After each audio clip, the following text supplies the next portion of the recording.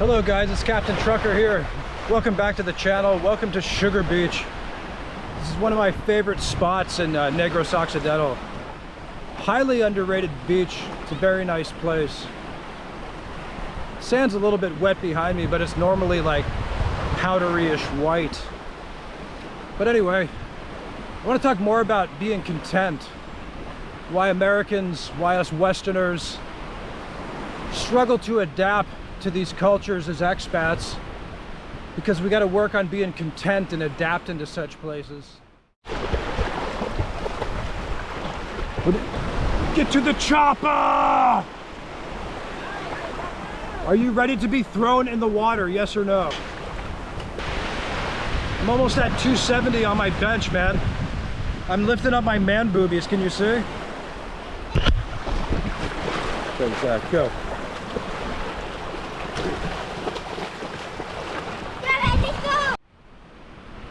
So contentment is like a great concept that I've learned from the Filipinos. And it's something I strive to get better at, you know? I think it's natural for us with our sort of capitalistic, perhaps colonial mindsets that we have about the world and life. You know, always working, always in a hurry to go somewhere with a sense of urgency and a little bit of stress, perhaps. That kind of comes from the industrial world, and it's part of life. I mean, it's part of life in any culture. But that whole concept of work is a bit relative, isn't it? So people work for different reasons. People have different ambitions and so forth. But I think by the time we become expats or want to retire, it's more about trying to let go some of those ideas and some of those mentalities, because it's hard to be, you know, content in the Philippines, especially if you live in the provinces, if you're used to having such kind of mindsets. And like, yeah, it's just kind of hard to like get away from that, I guess, for a lot of people. And some people suffer from, like, I think there's a degree of boredom that some people experience, you know, because I think that we're very tuned in our minds, as especially Americans and maybe Europeans too, like we're almost dopamine addicts. Like we're always seeking these dopamine highs in our brains, right? Like quite literally, like even in our diet, you know, or we're kind of always seeking like highs, like whether it's the food we eat or maybe drinking alcohol, or a lot of Americans take prescription medications. And I guess there's like even a certain high you get from being like a hard worker and making money too. Like there's a degree of high you get from that. It's the same with like chasing women, you know. And you know, some expats come out here and they chase a lot of women. Some of them get into trouble, okay, because certain types of women, like especially like province type of women, they don't really have much casual type of ideas about relationships. They're not like bar girls, for instance.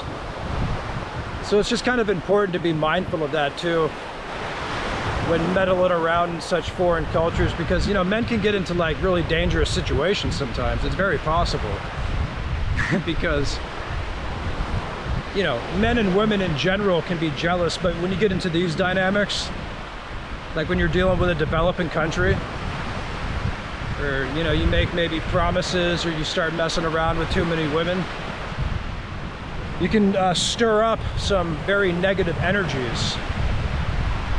So yeah, being content.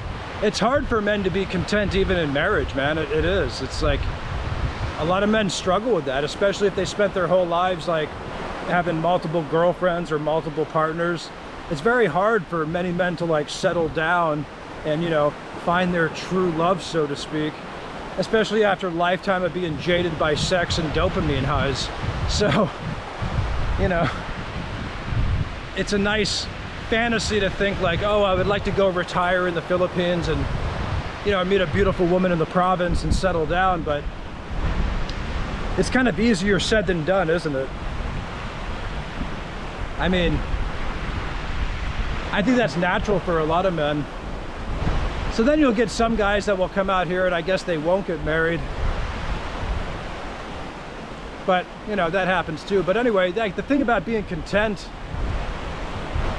is that's kind of the beauty of like these cultures. It's something that they've tapped into.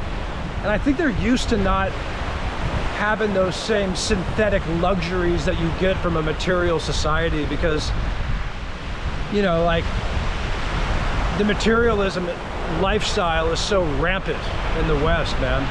It really is. I mean, like, so many Americans go into debt just by buying cars they can't afford, or renting apartments that are too expensive, or buying houses that are over their budget. They pay a lot of interest and stuff. It's a lot to maintain, dude. But there's a certain like material dopamine synthetic high that they get from that. But it distracts them from peace. It distracts them from real contentment, you know? So I think it's like, it's something that we can definitely learn from these cultures, man. Adaptability. Learning to embrace that role as a foreigner, okay? There's something to be learned from that. There's something to be learned from that dynamic of just being a foreigner and not being the person that's coming here a colonial style to dominate, to try to change things, to make it their own. Because it's a big mistake a lot of us make, man. And, you know, it obviously it offends locals, but it also keeps these men from being happy, because they're always chasing that kind of dopamine high that I'm talking about, and it's just not the same. It's like, it's also why I've always said that you should avoid moving to this country simply to save money, right? I mean, yes, your purchasing power will go much farther, absolutely. Consumer goods are much less expensive. You know, just general cost of living. I mean, rent, building a house, the materials are less, the construction's less, and a lot of consumer goods. So absolutely. But if you approach these things from the mcmillionaire perspective of trying to live like a king, especially if you're just a modest income middle class person in America or Europe, you're not going to be happy here. Because what's going to happen is like, well, the Filipinos won't like you too much, number one, and number two, you know, you're basically living some, I don't know, like some illusion, right? It really is. I mean, because I say this because I've heard stories and I see people even in their 60s and 70s. Like, there was a German couple, for instance, and I saw them at one of these resorts, not the one I'm staying at now, but they kind of did have that mcmillionaire thing going on. And, you know, they started complaining to the staff about, you know, they saw like a spider, or like the shower was a bit lukewarm, it wasn't hot, you know, and the water pressure wasn't good. And then they actually told the staff, they were on this very beach that I'm at right now, they actually told them to go clean the beach up while there was while they were busy with a lot of people and so forth. And it's just like, this is like how think they're gaining power, by like trying to rule over people in a developing country, you know, on a limited budget. Oh, and then they called one of the staff stupid or something. I mean, just very rude people, man. I mean, you really still get this out here. But my point is that these people were in their like 60s. Daddy? You know, so you think at some point in life you start learning lessons. Yes, son. I was learning there. All right, go in the water, son. Oh, in the water. But anyway, like I said, man, it's about adaptability. It's like we can embrace those roles as foreigners, and there's a higher thing that we can learn from this life adventure, this experiment, you know. And, you know, I know for me, it's like, I was in the same house recently for about 30-40 days, and man, I usually can't stay anywhere for more than 2 weeks, and I started getting a little bit anxious, a little bit, you know, pent up, if you will. So I'm much more relaxed now that I'm back at one of my favorite beaches. So yeah, man, if you can stay mobile, that's good. And you can find contentment here off like a reasonable budget. Like, I can stay at one of these resorts on this beach if I wanted to, probably for like $600 a month, maybe $700. So there's always like ways to do it, and you can live on like a tropical, beautiful beach like this. and then, you know, maybe spend a month here and then go somewhere else.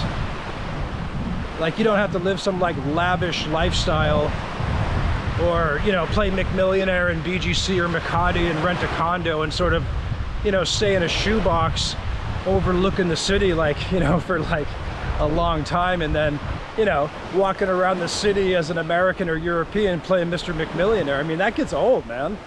Like, you can't find contentment with that. You're not learning about another culture. You're not adapting. It's basically, you're holding your head up high over people in a developing country when you approach it that way. So the key is, like I said, is we're finding contentment in the simplicity, regardless of your income. That's where you're gonna find more peace. That's where you'll be more happy.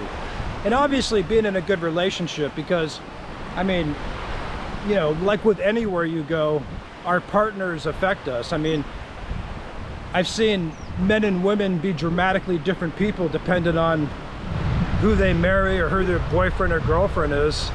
So that's another factor too. One thing I've noticed in the Philippines, like in this culture, it's either like, you sort of get more extremes. You know, I've seen like, it's either like a really good relationship or maybe a really bad relationship. And it's the same with poverty out here. You know, you either see like, it's either seems to be really rich or really poor. Like, there's not much in between. So anyway, that's all I gotta say. But yeah, man, let's find contentment and simplicity, guys. Let's enjoy the beautiful nature, enjoy these kind of beautiful views, and go for swims every day. Like, every day I swim all the way down there, and then later on in the day I'll swim to here and back, and then maybe do a jog on the beach. You know, to me, that's a good life. It is. Like, that's, if I could do that every day, I would be more content and at peace. And that's an easy thing to accomplish. Anybody can accomplish this. It doesn't even take much. You just have to have like the will, the desire to make those initial steps in life. Because we all get stuck, man. We're creatures of habit. Nobody wants to quit their job. Nobody wants to take risks. They try to plan everything. They worry about this and that. That's part of the adventure of travel, man. You've got to take some risk. You got to have some courage. That's why you don't have to have these grandiose plans. You don't need like tons and tons of money. You gotta have some. I mean, you do need some. But you can't plan your whole life, man, if you're gonna get anything done. I mean, not everything. That's how we are in the West. We think we can plan life out to the T, and that's not how life works, man. We got to adapt. We got to adjust. That's the way it goes. So think of it as like a learning experience, a journey, man. All right, it's Captain Trucker. Thanks for listening to my rambles today. Enjoy the beach. You all take care. Subscribe. God bless. Bye-bye.